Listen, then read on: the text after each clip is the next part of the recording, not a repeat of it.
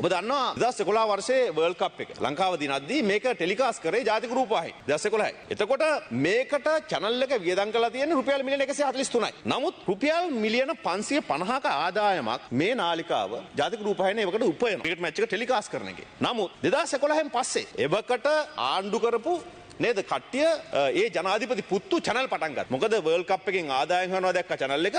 ඊට පස්සේ ඒගොල්ලෝ පටන් ගත්ත ස්පෝර්ට්ස් channel එකක්. channel එකක් පටන්ගෙන 2012 2015 කාලය සඳහා ක්‍රිකට් ටෙලිකාස්ට් කිරීමේ අයිතිය පවර ගන්නවා ඒගොල්ලෝ. මේක ඉතාලම ආම මිලකට ඒගොල්ලෝ ගන්න. මට මතක හැටියට ගාන මම පස්සේ කියන්න හරියටම කොහොමද ඉතාලම ආම මිලකට මිලදී ගන්නවා. නමුත් මේක තක්සේරු වටිනාකම. ඒ කියන්නේ ඒ බ්‍රෝඩ්කාස්ටිං වලට හරිනම් ගෙවන්න ඕන මිල මේ අවුරුදු 3ට ඒ අදාළ මිල ගෙවන්නේ නැතුව මේ ජාතික රූපවාහිනියට යම් විදේක ආදායමක් උපයෝග මේ වගේ ක්‍රීඩා වැඩසටහන් වගේ දේවල් ගලවලා තමන්ගේ පෞද්ගලික නාලිකාවට අරන් යනවා. ඒ කාලේ හිටපු රාජපක්ෂ පුත්තු අර නියෝජ්‍ය කතානායකතුමනි අරන් ගිහලා ඒ විතරක් නෙවෙයි ජාතික රූපවාහිනියේ සතුව තිබුණු ෆුටේජස් ඒ කාලේ ඉඳන් මේකේ ආකයිව් කරලා තිබුණු ෆුටේජස් කිසිම වගකීමකින් තොරව මේව අරන් යනවා මේ channel එකට. අරන් ගිහලා අවසානයේ මේ channel එක වහපු දවසේ ඒකේ තිබුණු OB බස් එක චැසියක් විතරක් ගෙනත් දාලා ඉනවා ජාතික රූපවාහිනිය. ඒ විදිහට තමයි මේ ආයතන බංකොලොත් කරේ. ඒ බංකොලොත් භාවයේ ණය අද මේ රටේ ජනතාවට ගෙවන්න සිද්ධ වෙලා තියෙනවා. ට්‍රෙෂරි එකට ගෙවන්න සිද්ධ වෙලා තියෙනවා. ඒක නිසා තවදුරටත් ජනතාවගේ මුදල් වැය කරලා මේ ආයතන නඩත්තු කරන එකේ තේරුමක් නැහැ. ඒක නිසා මේ ආයතන තුලින්ම තමයි මේක දියුණු කරන්න පුළුවන් ක්‍රමවේද අපිට හොයාගන්න සිද්ධ වෙලා තියෙන